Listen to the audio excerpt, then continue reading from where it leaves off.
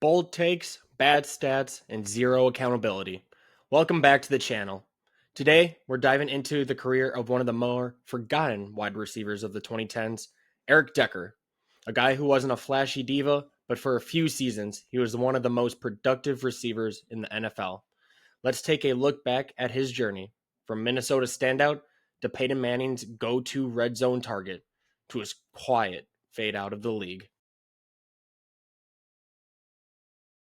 Eric Decker's football journey started at the University of Minnesota, where he was more than just a football player.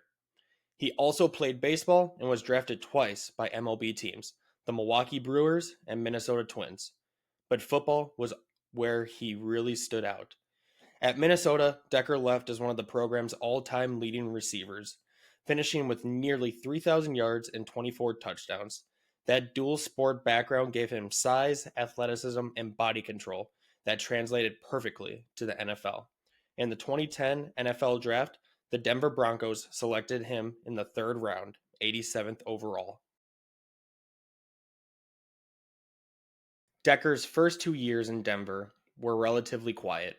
Injuries slowed him down early on, and he didn't put up huge numbers right away.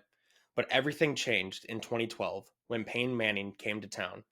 Decker suddenly went from a promising young wideout to one of the most dangerous red zone threats in football.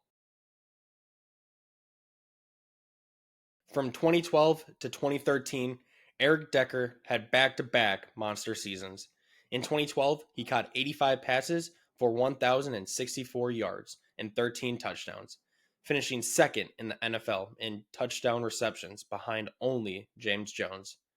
Then, to follow that up, in 2013, with Manning throwing a record 55 touchdown passes, Decker put up 87 catches, 1,288 yards, and 11 touchdowns.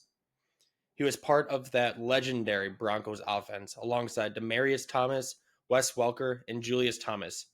Defenses had no chance. Notable single game? Let's take you back to December 1st, 2013 versus the Kansas City Chiefs. Decker went absolutely nuclear when he recorded 8 catches for 174 yards and 4 touchdowns. That performance alone cemented his reputation as one of the most underrated wide receiver ones of the era. Denver made the Super Bowl that season, but of course, they ran into the buzzsaw that was the Seattle Seahawks Legion of Boom.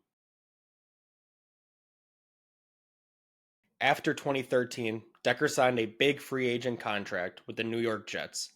And despite a huge downgrade at quarterback, going from Peyton Manning to Geno Smith and Ryan Fitzpatrick, he still produced.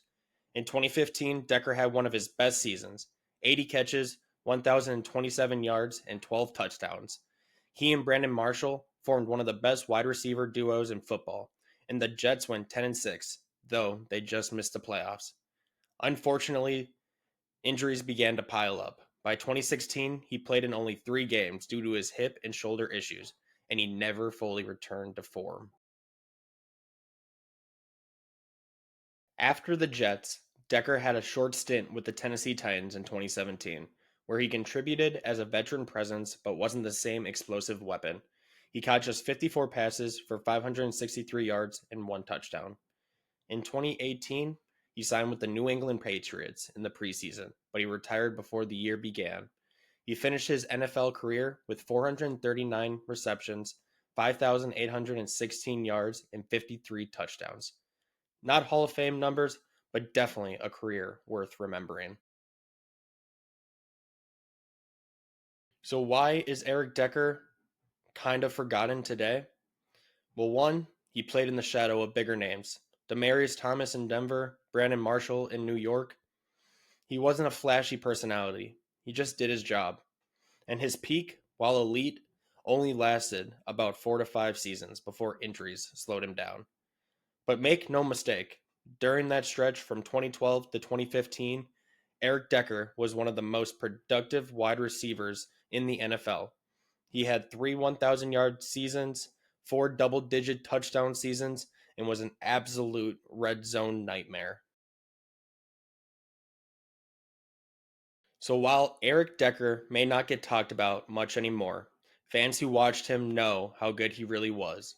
Reliable hands, crisp routes, and a knack for finding the end zone. That's what made him special. What do you think? Was Eric Decker underrated? Or was he just the byproduct of great quarterbacks? Drop your thoughts in the comments below. And if you like these Forgotten Athlete deep dives, make sure to hit the like button, subscribe, and check out our other videos on NFL legends you might have forgotten about. Until next time, bold takes, bad stats, and zero accountability. You can get it right here at Don't Quote Us Sports.